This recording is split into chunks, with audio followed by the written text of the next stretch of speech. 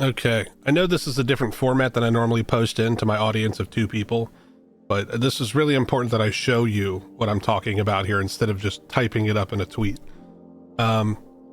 So anyone who's been following politics since 2016 knows, especially from 2016, that election cycle, the media is desperate to assassinate Trump's character.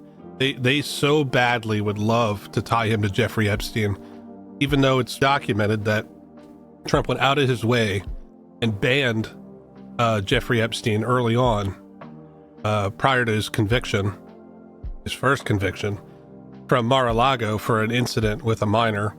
And then he went out of his way and then testified. He's the only guy that did it, according to the prosecutor.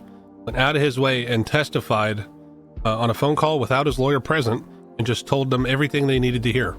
He said, take as much time as you need, I'll answer all your questions. He's the only one that did it.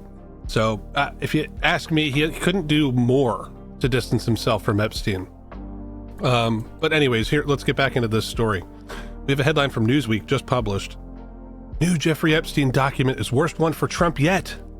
Oh my God, better click on it, give them their ad revenue. Right, so I clicked on it here, and there's a woman named Sarah Ransom.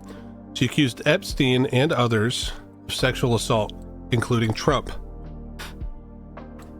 Her quote here says that he made comments about liking her nipples. And then, and this is all secondhand, by the way. It's like a friend of a friend heard this, and this was her testimony. She says, I also know she had sexual relations with Trump at Jeffrey's New York mansion on regular occasions, as I once met Jen for coffee just before she was going to meet Trump and Epstein together at his mansion.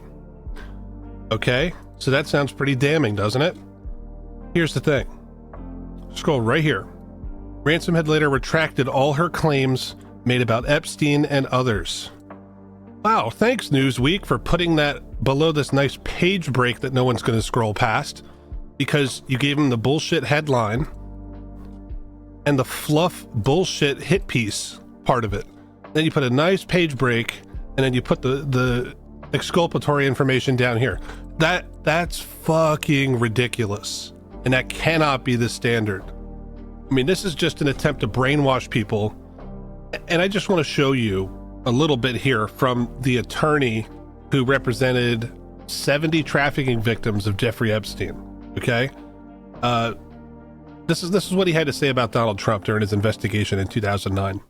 The only thing that I can say about President Trump is that he is the only person who, in 2009, when I served a lot of subpoenas on a lot of people, or at least gave notice to some pretty connected people that I wanted to talk to them, he is the only person who picked up the phone and said, let's just talk, I'll give you as much time as you want, I'll tell you what you need to know, and was very helpful in the information that he gave, and gave no indication whatsoever that he was involved in anything untoward whatsoever, but had good information that checked out and that helped us, and that we didn't have to take a deposition of him. And that was in 2009? That was in 2009.